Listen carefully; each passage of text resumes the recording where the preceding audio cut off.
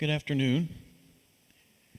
Welcome to our special edition of Lunch with Books. I just want to mention a couple of things before we start.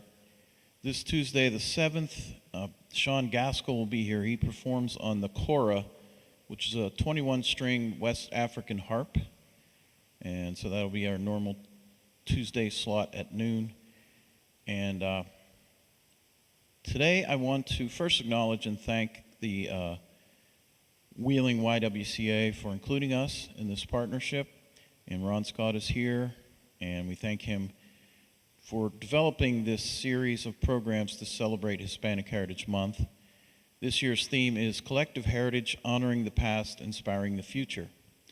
And on Thursday, October the 9th at 6 p.m. at Nail City Records, there will be a listening party that celebrates the wide-ranging contributions of Hispanic and Latino musicians.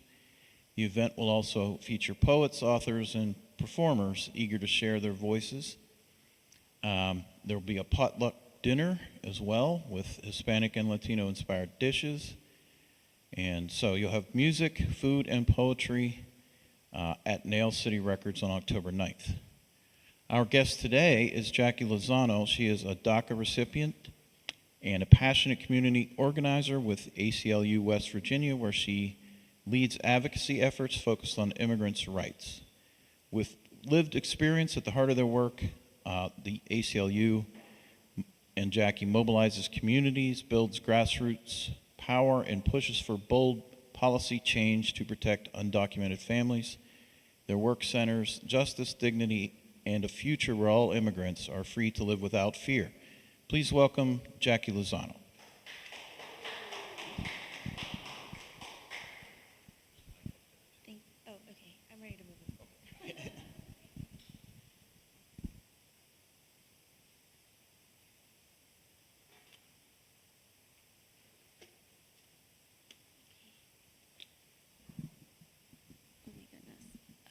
Hello, everybody. My name is Jackie Lozano, and it is a pleasure to be here with you all today.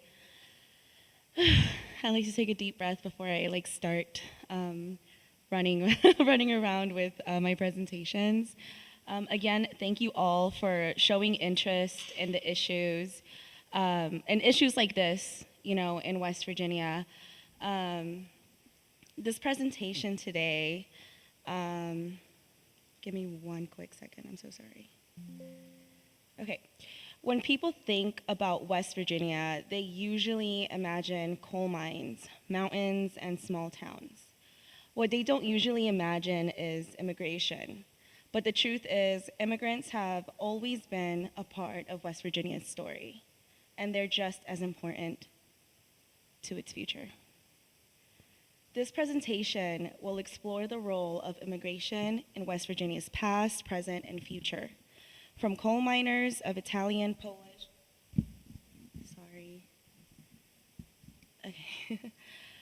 from coal miners of Italian, Polish, and Irish descent who helped build the state's economy, to today's immigrant workers in poultry plants and healthcare and small businesses, immigrants have always been a part of West Virginia's story.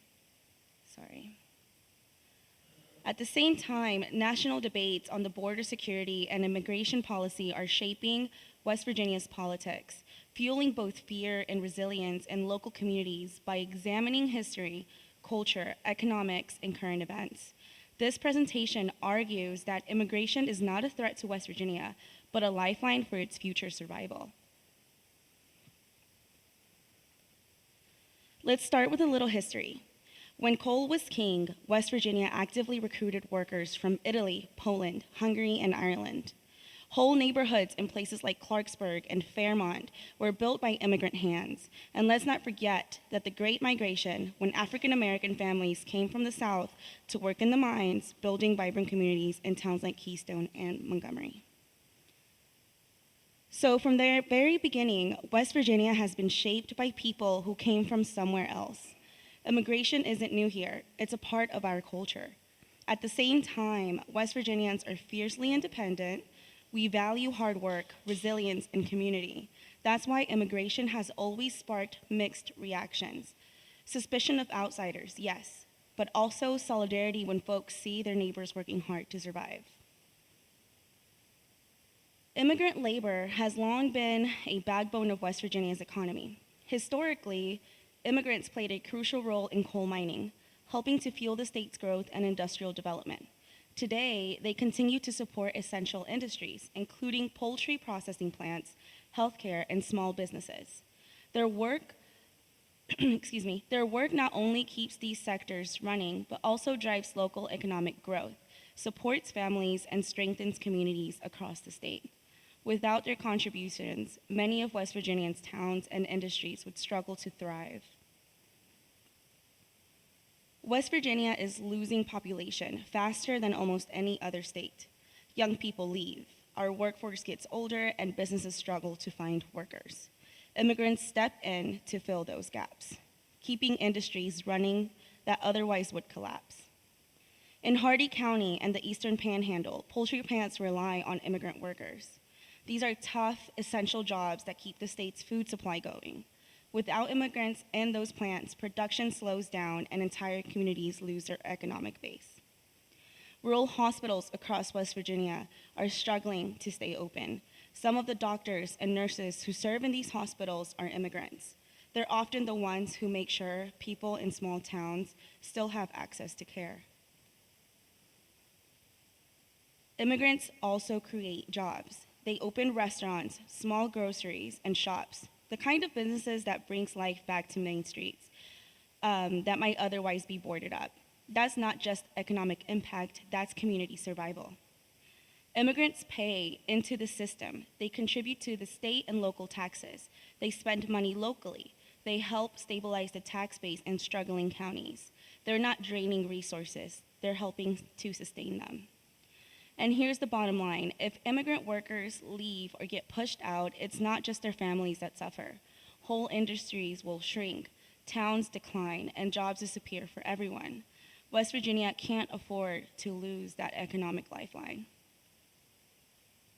We've seen how immigrant labor sustains key industries in West Virginia, from the poultry and agriculture to healthcare and small businesses. But immigrants don't just contribute to our economy.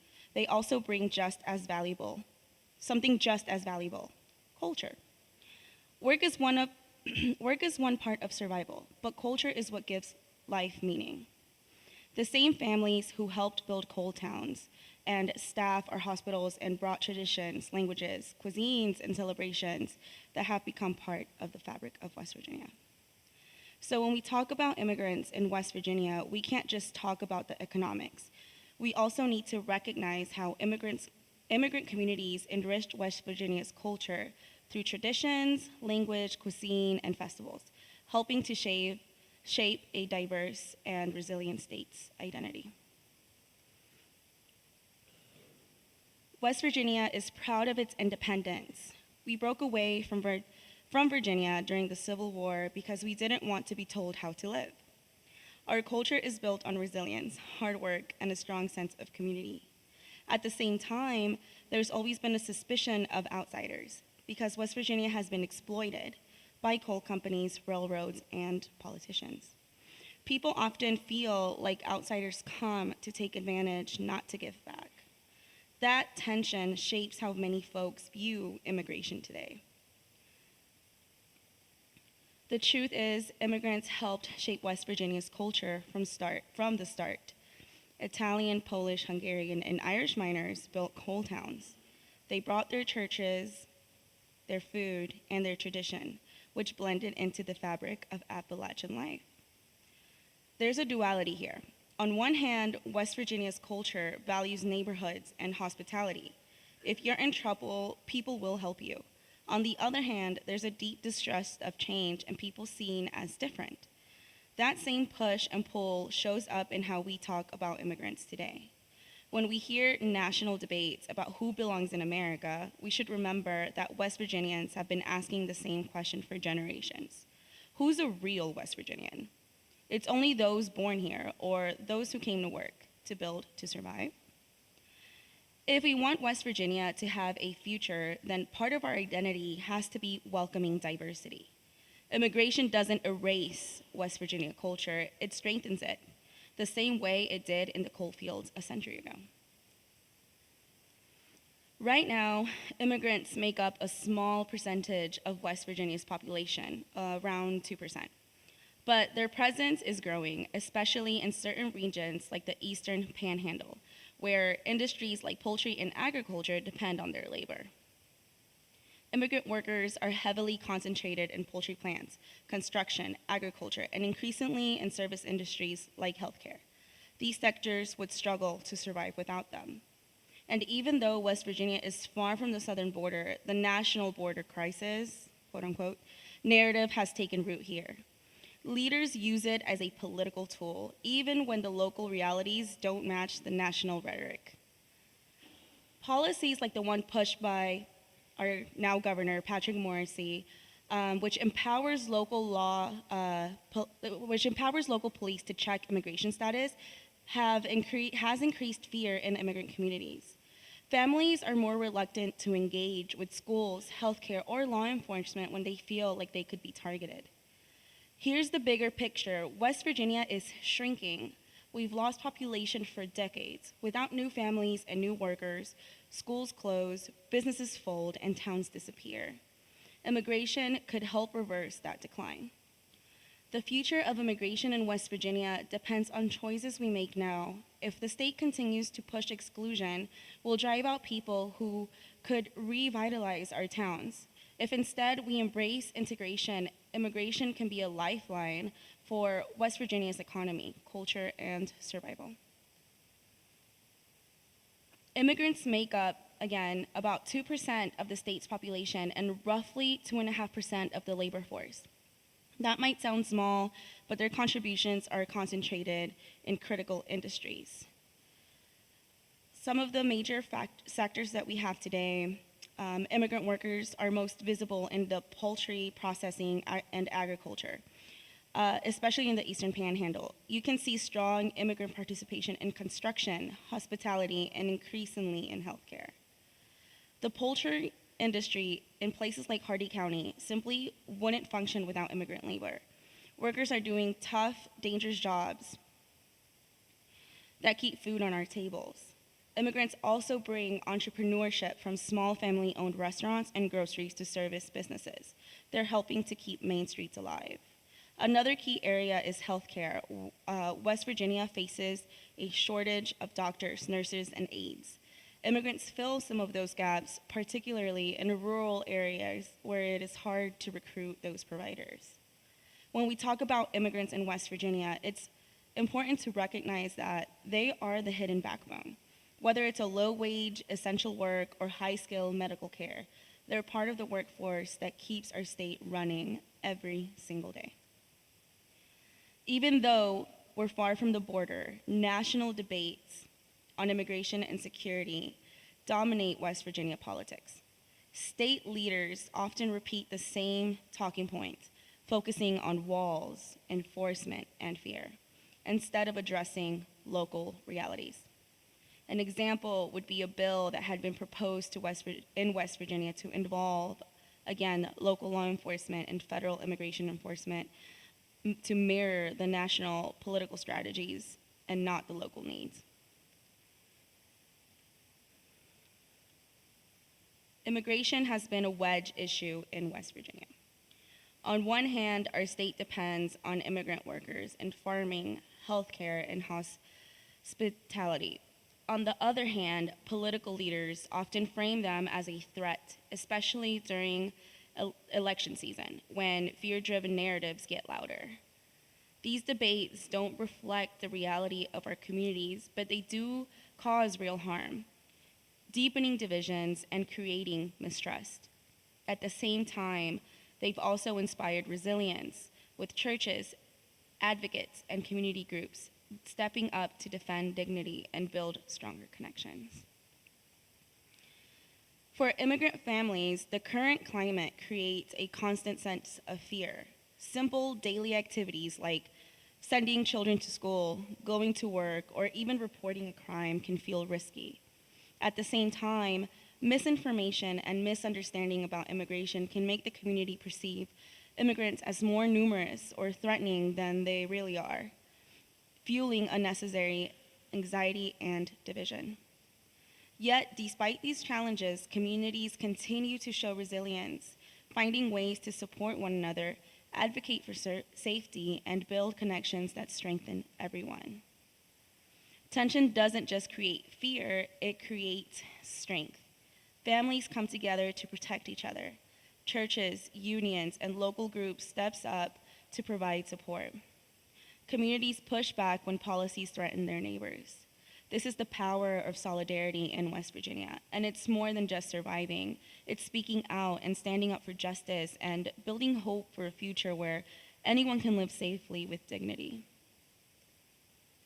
These struggles are building stronger advocacy, linking local fights in West Virginia to national movements for immigrant justice. New leaders are rising, and we have a choice. We can follow fear and exclusion, or we can build an inclusive future where immigration is seen as part of West Virginia's survival and renewal.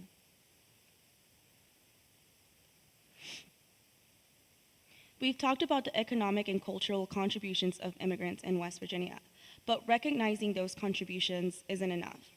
The real question is, how do we stand alongside migrant communities in a practical, everyday way?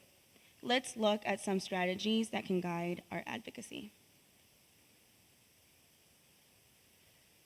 Let us center, build, and counter. Advocacy isn't just about changing policies, it's about building communities where migrants are safe, valued, and able to thrive. We've already talked again about how immigrants strengthen West Virginia's economy and enrich our culture, but recognizing their contributions is only the first step. The real question is, how do we stand with them, not just in words, but in action? The first step is to center migrant voices.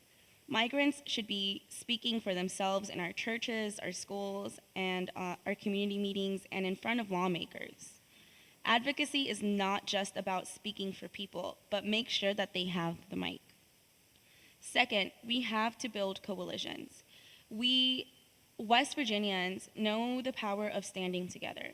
It's a part of our history in labor and in faith. Advocacy is stronger when we link arms across communities. Again, churches, unions, civic groups, and immigrant-led organizations working side by side. Third, we need to push back against misinformation. So fear often spreads faster than facts. It's our job to remind our neighbors that immigrants pay taxes, keep industries alive, and start small businesses that make our towns stronger. Sharing accurate information through fact sheets, town halls, or even one-on-one conversations can cut through that fear. Fourth, we must bring stories and data to policymakers. Numbers are powerful, but personal stories change hearts. When a lawmaker hears directly from a worker who staffs our hospitals or a family who has lived in the Eastern Panhandle for 15 years, it becomes harder to reduce people to talking points.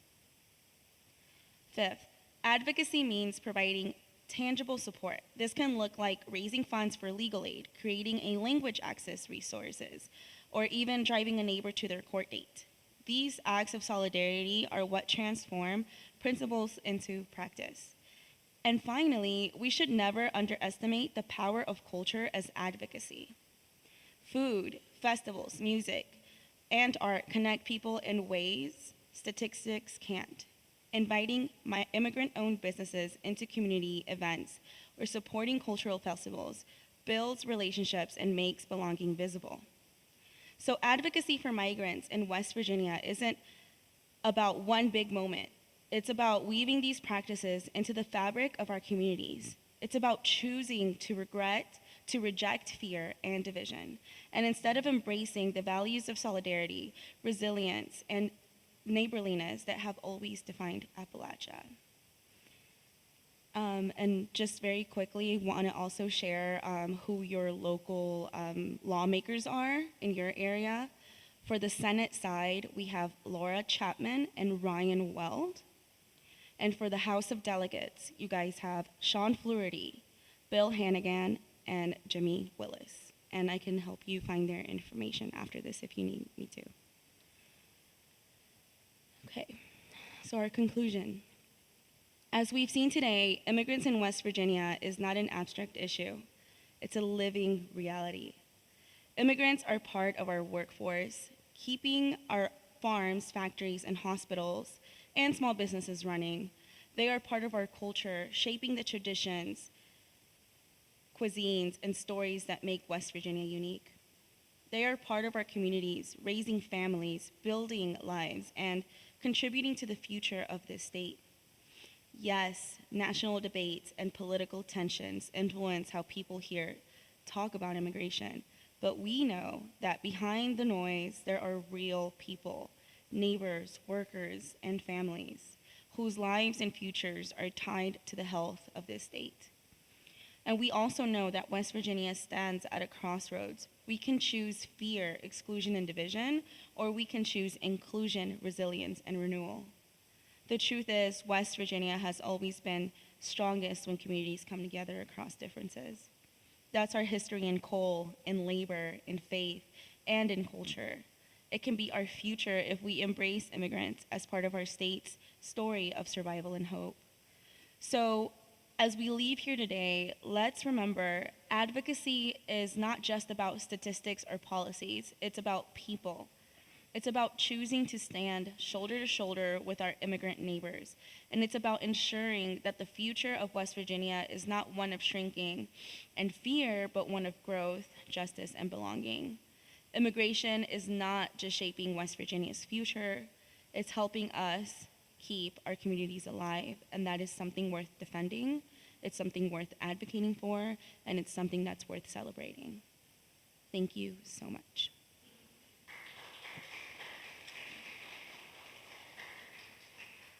Thank you. I do want to flag very quickly for all of you, there's a lot of resources here on this table. There's several Know Your Rights pamphlets that you guys can take with you, whether you're a student or protesting or facing law enforcement. Please take them with you. There's also red cards for community members here. So you as an ally, if you come across a person who's an immigrant or a group of them, take some red cards with you and hand it out to them. It just tells them about their right, their Fifth Amendment right, that they can hand to officers if they are ever arrested or stopped or detained. And it helps with that language barrier when they're speaking with them. And there's also Spanish versions of Know Your Rights for them that you guys can take. Okay, thank you.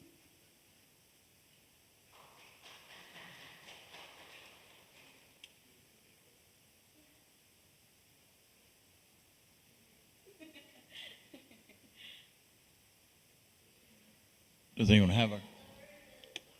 Oh, sorry. All right. Hi, I'm a little short, so. Did you have a question for anyone?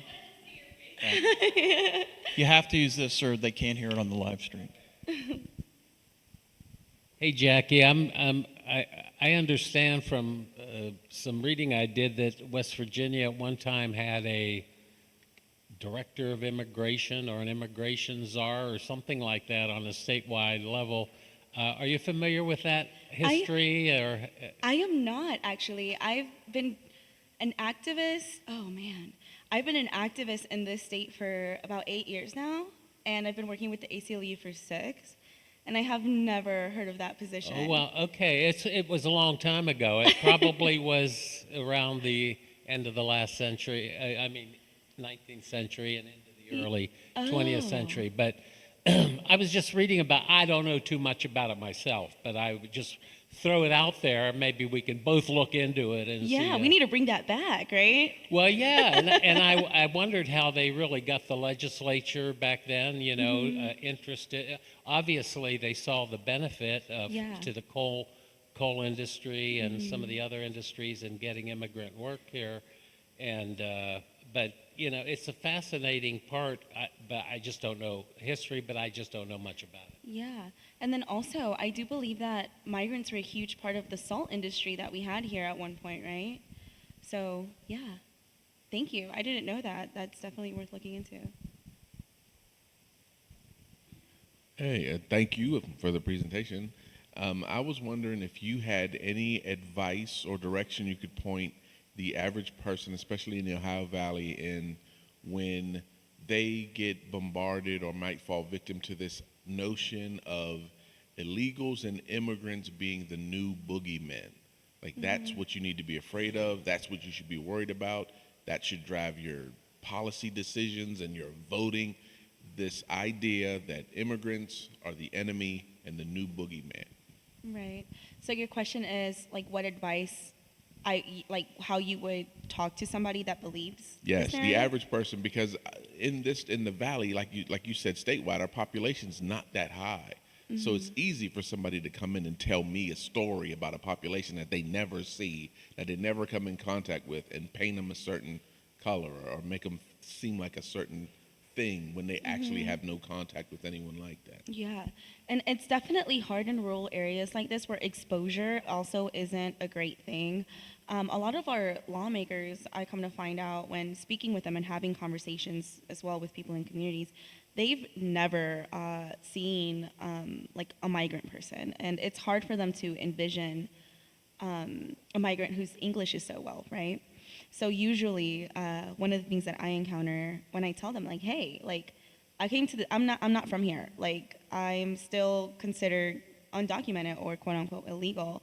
I have a work permit that allows me to work, but I have no status to keep me in the country. Like, I have to renew this permit every 2 years, right? And I've been in the state since I was 3. But your English is so well. I would have never thought. And I'm like, well, I hope so. I've been here since I was 3. I hope my English is well. But I think a big way that we can have those conversations with those people is exposure, right? So if you have people in your community who are comfortable with sharing their stories and sharing who they are, maybe just having like a sit-down conversation, like, hey, like, I'd love for you to come and speak at this event, gather all the people who are, you know, who may have an interest or, you know, who might want to, who might have an open heart to like get to like meet someone that's not like them, right? Would be a great first step. So I feel like these kinds of events are wonderful. Like what you're doing right now is part of that exposure. But when you're having those difficult conversations with folks who've never been exposed to them, sometimes a news article might help, you know? And with the way everything's going right now, I've noticed that there is a distrust in media. So a lot of folks won't even like really be receptive to like seeing an article of like what's happening and stuff like that. So that is a difficult question. It is a difficult situation to be in, but the only thing that I can think of is patience and exposure. Thank you. Thank you. Any others? I wanted to, how active is ICE in Charleston, Tierno? Ooh, yeah, so in Charleston, I think we've had maybe, if I could just put like an average, right? I think we have 2 to 3 raids a week. At first, it started in residentials. So what they would do was they would follow people home after work, or just show up at their house at the break of dawn, before they would get up and leave to go to work. Right now, and it's happening throughout the state because Governor Morrissey has started doing the DUI checkpoints. People have been detained at those DUI checkpoints. So it's getting bad. It's getting worse here. It's getting worse. I mean, it was already bad in West Virginia before the Trump administration or his first term. We have one of the smallest immigrant populations in the entire country, and we have the highest detained rate in the country. So things are pretty brutal in Charleston right now. I can't keep track of all the people that, you know, we've helped. We do have a rapid response team in Kanawha County. We have an ICE Watch team, and there's a mutual aid fund down there that we've been organizing and dealing with. And I do want to branch out into different parts of the state where larger immigrant populations exist so that I could have those kinds of trainings in near spaces.